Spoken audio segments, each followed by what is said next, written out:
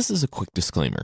There are some adult themes in this episode. As usual, there's nothing explicit, and you can check out the post on mythpodcast.com for more info. This week, on the Myths and Legends podcast, we're starting the Epic of Gilgamesh, a story from ancient Mesopotamia. And if you think your job is rough, hopefully you don't have a hairy naked man leaping majestically through your office with his gazelle friends. Then, on the Creature of the Week, it's a creature that lives in the dark forest who can kill you with a look. And he's probably the nicest guy you'll never meet.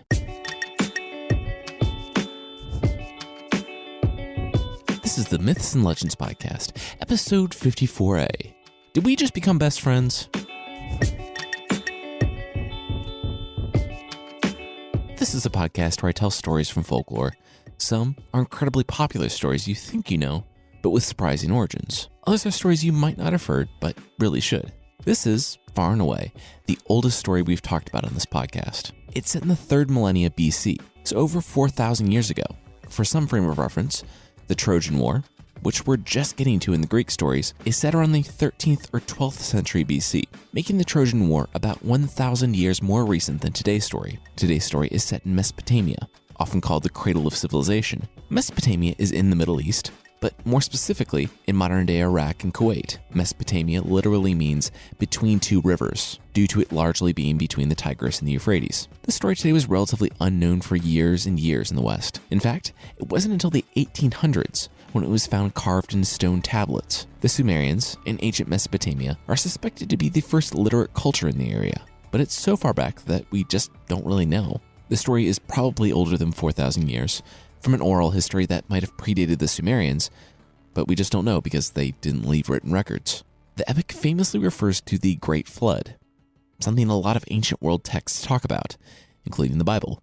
And if you're familiar with the Bible, the story is somewhere in the biblical timeline between Noah and Nimrod. Anyway, I like to weave descriptions of the culture and society into the story now, so we're just going to get started.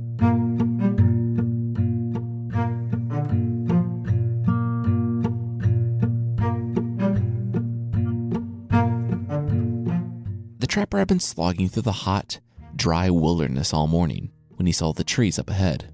In the middle of summer, this was one of the few places not scorched, and he hoped he had caught something. 10 minutes later, he stood looking over the ruins of a trap. It was one of his. It had been triggered, of course, and it had caught something. A rabbit, maybe, but the rabbit had gotten away and smashed the trap, which was strange. It wasn't eaten, there wasn't any blood or anything. Then the trapper boy heard chewing. He gripped his spear. It was on the other side of the bush. Something was chewing on the grass. He ruled out a lion or a wolf, but the boy could hear it snorting. He gripped his spear tighter. He had the drop on it. This, at least, would be a way to make up for what he lost in the trap. He took 3 deep breaths and burst through the bush. It was not a gazelle. There, squatting in the tall grass and eating the tall grass, was a large, naked man. He had a hairy chest and back. He looked like one giant hunched ball of muscle that was munching on grass. The boy stopped short of stabbing the man with the spear, and both he and the man stood there frozen. Both were staring wide-eyed at each other, and the young man didn't really know what to do. This large, muscular man could kill him with one swipe of his hand. Then the young man gulped and made up his mind. He knew what he had to do. They both stared at each other for approximately 5 more seconds before screaming and running away in the opposite directions.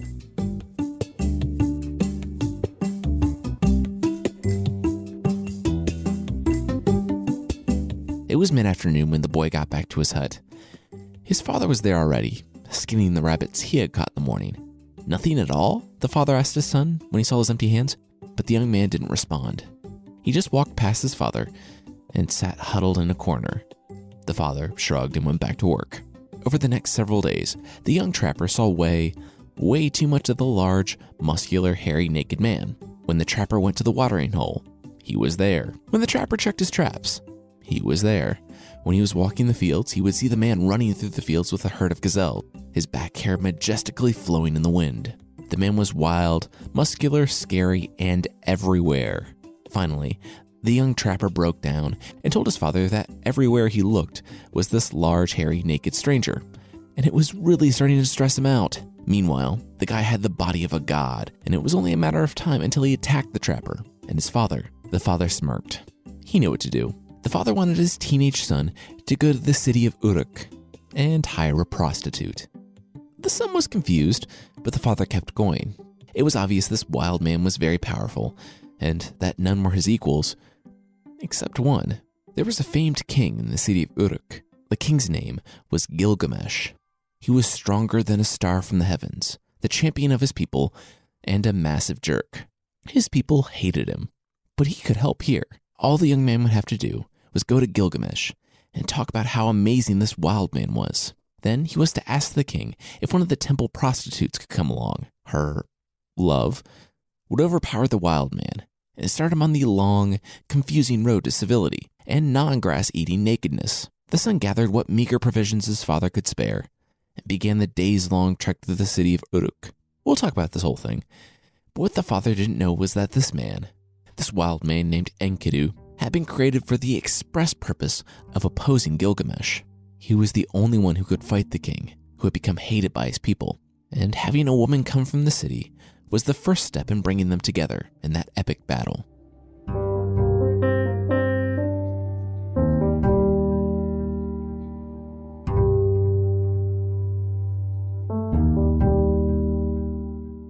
The goddess heard the cries of the people under Gilgamesh and knew that no one alive could oppose him and humble him, so she dipped her fingers in the mud and came up with a lump of clay. She looked down at the world and dropped the ball of clay in a field. When the clay hit, it was instantly in the shape of a hunched, overly muscular man. In my head, it's like Arnold Schwarzenegger at the beginning of Terminator, but instead of going to hunt Sarah Connor, he just runs wild and free in the fields with a gazelle. That was a few weeks ago, but the goddess knew he would find his way to the city and to Gilgamesh. And now, the chain of events have been triggered. So, we should also talk about prostitution before we get farther.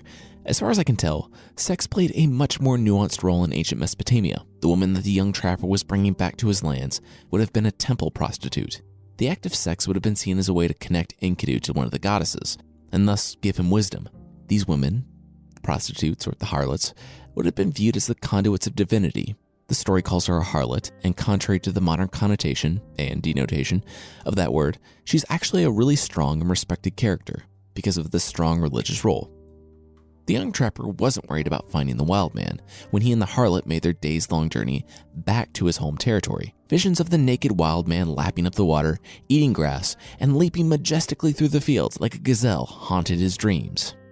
So he knew that when he was outside, the hairy nudity was not too far away. And he was right.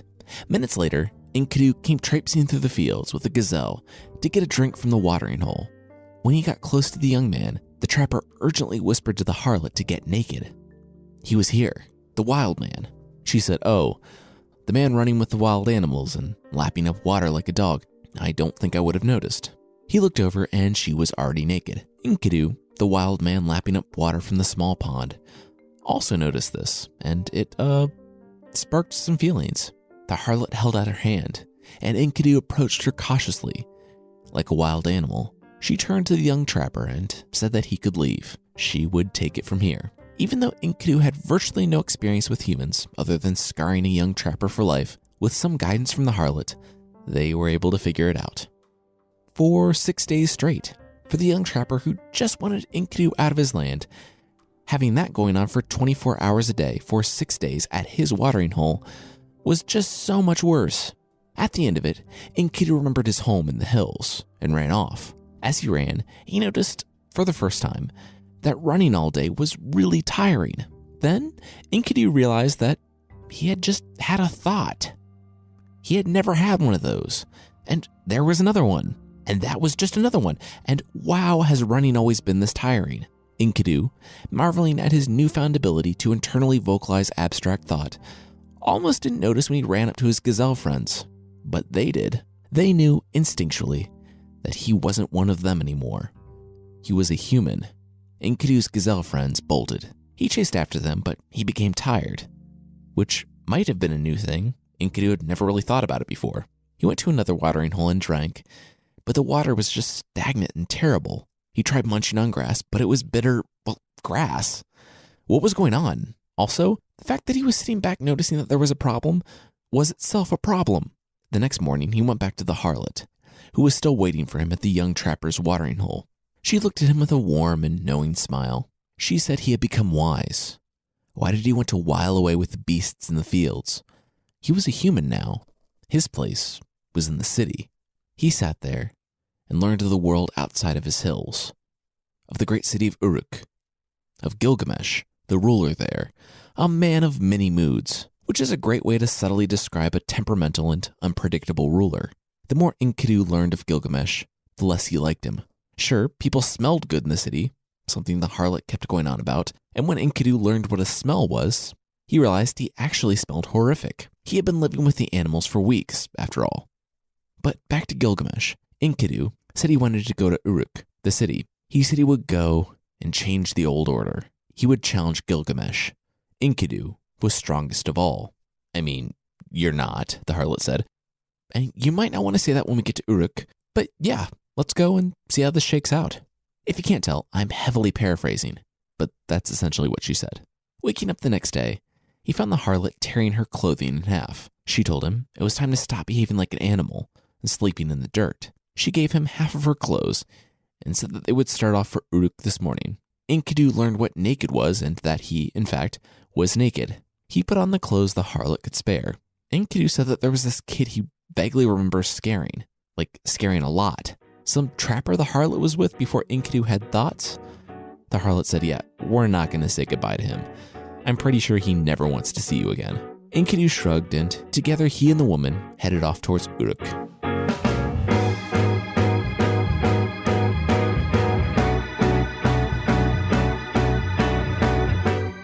We'll see that Enkidu, only really being a few months old, still has a lot to learn about living in society, and that will be right after this.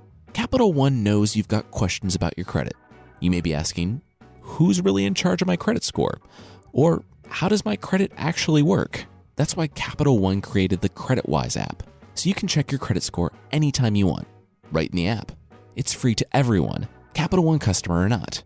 In fact, millions of CreditWise users have improved their score by 20 points or more, so download the app for free today. Legal disclaimer, availability depends on presence of credit history from TransUnion. CreditWise is offered by Capital One Bank, USA NA.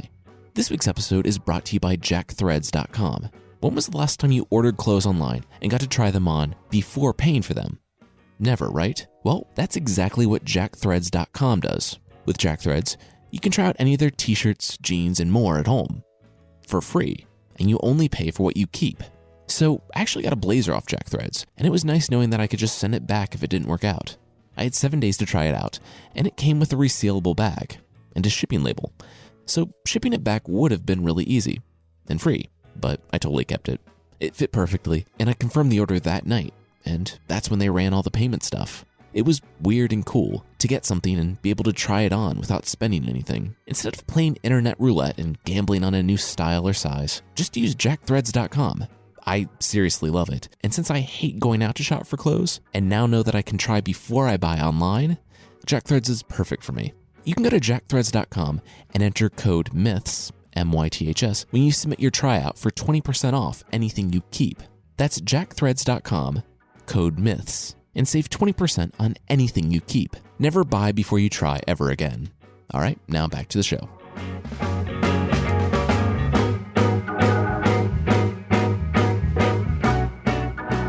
The shepherds were surprised to see a harlot from the Temple of Ishtar and an incredibly muscular man wearing an exceptionally fitted loincloth. They walked up to the travelers' camp and introduced themselves, and the shepherds welcomed the travelers to join them. They sat among their sheep and offered Enkidu and the woman a drink. Enkidu jumped up and said, "Why, thank you, fellow civilized humans." He picked up a sheep, held her over his head, and began basically nursing the sheep and drinking her milk. The shepherds watched him, slack-jawed, in confusion and disgust. The woman waited for Enkidu to put down the now terrified sheep before explaining to him that this wasn't how normal, civilized humans behaved. They drank from cups, not sheep. Enkidu looked at the goblet. This was all very confusing. For as difficult a time he had with the goblet, bread was even more foreign to him. He nearly choked on it several times. It was way thicker than the grass he was used to, but finally he got the hang of it. Over the next several weeks, Enkidu and the woman traveled with the shepherds as they made their way slowly back to Uruk. The shepherds liked the kind and naive Enkidu and took him under their wing to explain the basics of human hygiene, grooming, and social customs. He took his first bath ever since he had been dropped like a lump of clay weeks ago, and the shepherds gave him clothes to replace his increasingly more weathered loincloth. In return, he caught the wolves and the lions that plagued the shepherds' herds. Enkidu and the woman stayed with the shepherds as they led their sheep across the country, and for months, they slowly moved closer to Uruk.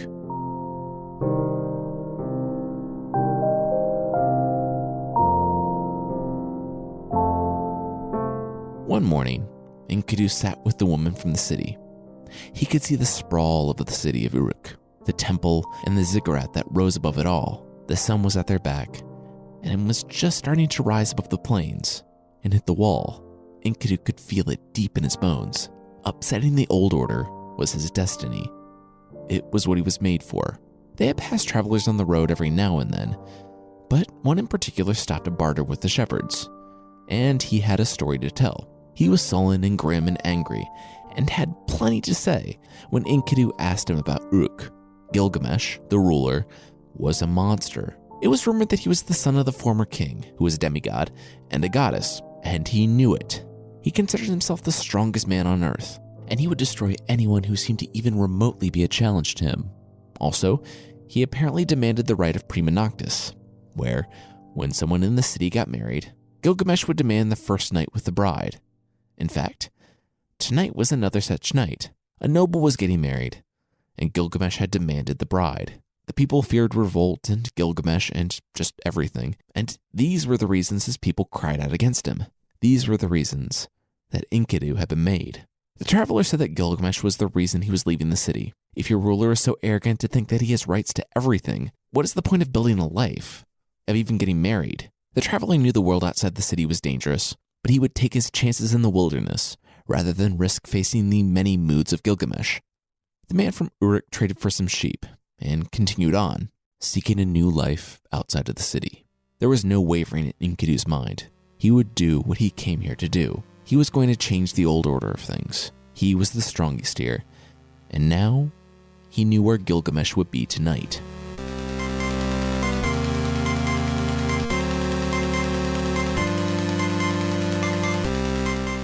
A hush had settled over the city of Uruk as Gilgamesh made his way to the bride's house. His warriors had separated the new husband and wife, though no one would really stand up to him. The man was a demigod who lorded his power over others to prove to himself that he was more than mortal, that he was like his mother, the goddess. He arrived at the bride's house, but there were no guards out front. This was confusing. Then a man filled the doorway. He was so large that he had to duck down to come through. He crossed his hairy arms and stood in Gilgamesh's way. Literally no one had ever stood in Gilgamesh's way. The vast majority were too terrified, and what happened to the rest was the reason the majority were so terrified. Now, some shepherd from nowhere was standing in the way of the king. Gilgamesh looked at him square in the eye and said, "Move." Enkidu did not move. Gilgamesh grabbed Enkidu and tried to force him from the doorway, but Enkidu had been created for the sole purpose of being Gilgamesh's equal, so he didn't budge. Gilgamesh let go of Enkidu and began walking away. Watching the king in retreat, Enkidu must have thought that destroying the old order of things was pretty easy after all. In his moderately smug self-congratulations, he completely missed Gilgamesh charging at him. Gilgamesh tackled Enkidu, and the pair exploded through the doorway that was too small for either of them, reducing most of it to crumbling brick. When Enkidu regained his wits, he kicked Gilgamesh off of him and jumped to his feet. Then, the pair began fighting. They burst through brick walls in their fighting and hit each other with millstones and trowels.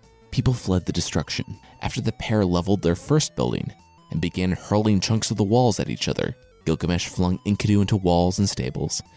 Enkidu flung Gilgamesh off roofs and down wells. The city shook with their blows, but neither would give the other an inch, or the equivalent ancient Sumerian unit of measurement.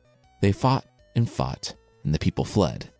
Finally, Gilgamesh planted and grabbed Enkidu by the leg. He wrenched the man from the ground and flung him into a brick home, which immediately crumbled to the ground and on top of him. Then, the city was quiet. Those brave enough to stay in that section of the city saw their king bloody and weary and waiting to see if the shepherd would rise. There was a shaking in the wreckage of the building, and then a bloody fist erupted from the bricks. There was a grunt and a yell, and the bricks exploded away from Enkidu, standing in the middle of the rubble, equally bloody and tired. The people watching the fight from far off thought that the pair would rush each other immediately, but they just stood panting and hunched, waiting to catch their breaths before continuing the fight. A few moments passed with them just standing there, kind of wanting to keep fighting, but very much not wanting to keep fighting. Finally, Gilgamesh spoke. "You're really strong." "Thanks," Enkidu said. "So are you."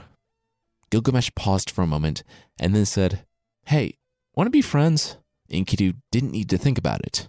He would not be able to kill Gilgamesh, that was obvious. Maybe he would upset the old order another way. He allowed himself a small smile. Yeah, I think I'd like that," Enkidu said. After some manly hugging amidst the rubble, Enkidu went back to Gilgamesh's palace, and the two became muscly, ancient world BFFs.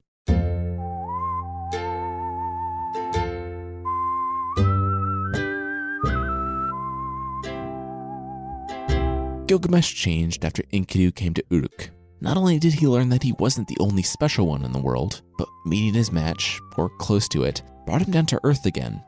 He sobered up and stopped his insecure dismemberment of anyone he viewed as a threat. He had been tested against the best the gods threw at him. There was nothing to prove by killing his people. For the same reason, he stopped the prima noctis thing. Life was about more than insecure oppression. He needed to be better than this. Maybe the kind naivete of Enkidu convinced him that there could be another way. Enkidu was still understanding the full extent of who he was and what he was meant to do here. One day, when he was talking to his new best friend, Gilgamesh told him a dream that he had had. Without even thinking about it, Enkidu told Gilgamesh the meaning, and it confirmed Gilgamesh's worst fears. He told Gilgamesh that the father of the gods had given Gilgamesh his kingship, but Gilgamesh would not have everlasting life. Gilgamesh would die. Gilgamesh had been given the power to do the greatest good or the darkest evil. He could have amazing victories, and his name could ring out through the centuries.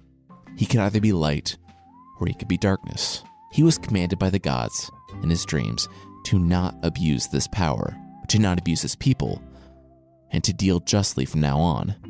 Gilgamesh was quiet and thoughtful for days. After Enkidu told him the message from the heavens, he realized that he had lived his entire life in the city. He hadn't done great things, and if he was mortal, time was running out.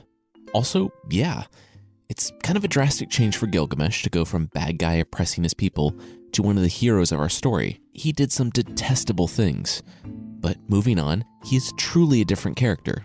He really took the command to be different to heart.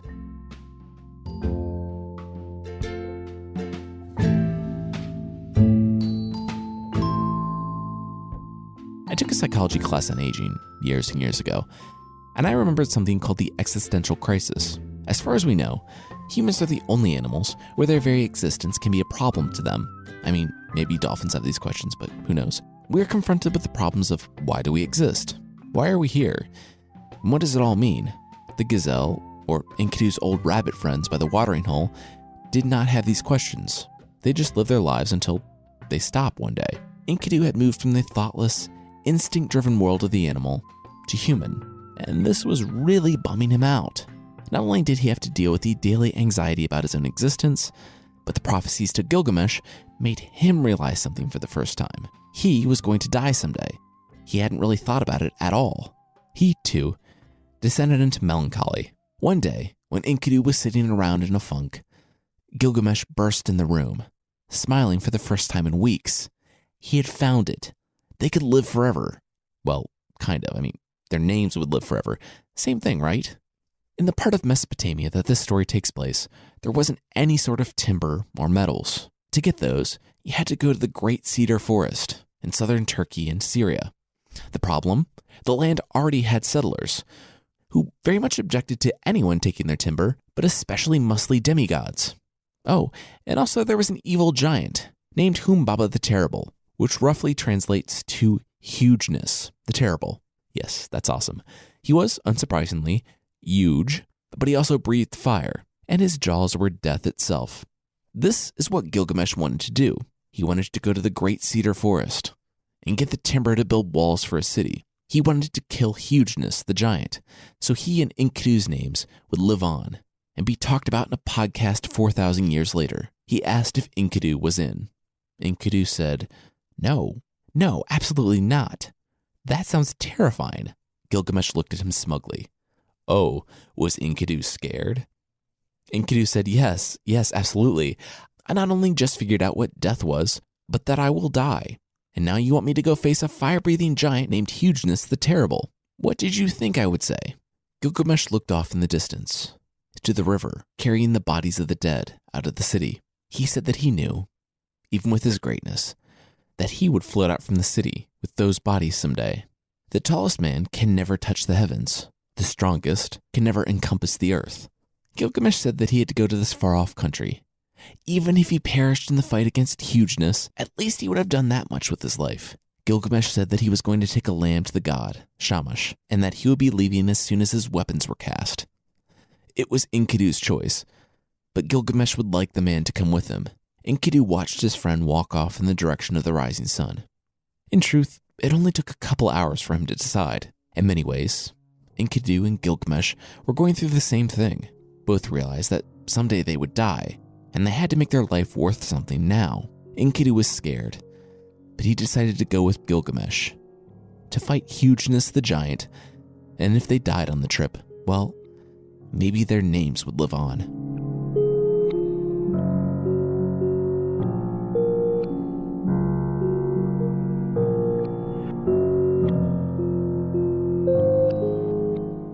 Next week, Gilgamesh and Enkidu will fight Hugeness, the fire-breathing giant, but this will start with them overpacking on their trip with over 1,000 pounds of weapons each. So before Creature of the Week, I have a couple of announcements. First, there's a new episode of Career Day out this week. It's another podcast we do. Well, my wife does. If you haven't heard about it, it's about people, their jobs, and most importantly, their stories. This week's episode is amazing. It is seriously one of the best podcast episodes I've ever heard. And I know you're probably thinking, of course he's going to say that, but really, check it out. She talks to a police officer in an area with a high rate of violent crime, a professional poker player, and a U.S. combat vet who survived an IED blast. And their stories are really, really good. It's funny, it's sad, it's shocking. I've gone on long enough about it. But if it sounds like something you might be interested in, you can go to careerdayshow.com for more info, or just search for Career Day by Carissa Weiser wherever you get your podcasts. I put a ton of links in the show notes. Seriously, check it out. It's a really good episode. Also, the Myths and Legends store is finally up and running. You can find it at mythpodcast.com/store. It will redirect you to another site, but that's another site we set up just for the store. So yeah, if that's something you're interested in, check it out.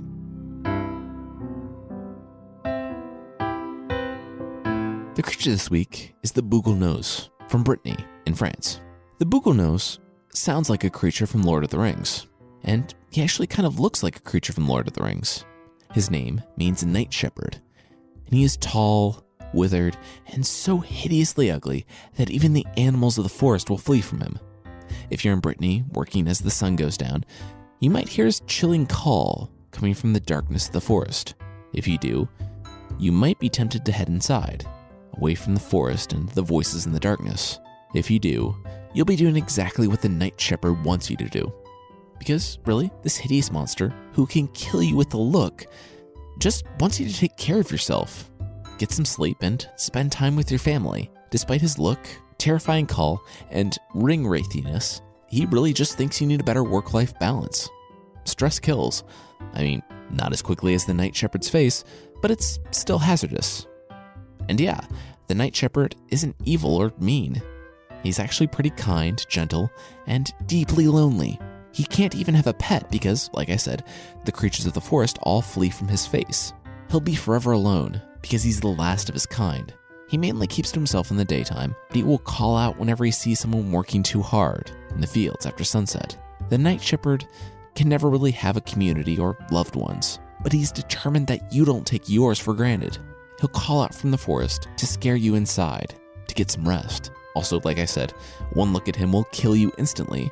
So in addition to being a good guy self-care monster, he just really doesn't like accidentally killing humans. Like the squonk, Our previous creature of the week, remember the piglet that dissolved into a pile of its own tears? Well, the night shepherd is extremely self-conscious about its appearance. So, in addition to not wanting to accidentally murder people, he just doesn't want people to see how ugly he is. There's nothing you can do for him. He doesn't take offerings or self-help books left on the edge of the forest. The best gift you can give the night shepherd is just to live your life. He just wants you to stop working when you're supposed to, at night, and spend time with your loved ones. People who love you and a home you can go to are gifts, and the night shepherd wants you to appreciate it. So relax, and don't work so hard, or the Buglenos might pay you a visit and literally force you to take a break under the pain of death, because he cares about you. That's it for this week. The theme song is by the band Broke for Free, and the Creature of the Week music is by Steve Combs. Other music is by Poddington Bear and Blue Dot Sessions, and there are links to even more music in the show notes. Thanks again to Jack Threads. When was the last time you ordered clothes online and got to try them on before paying for them? Never, right?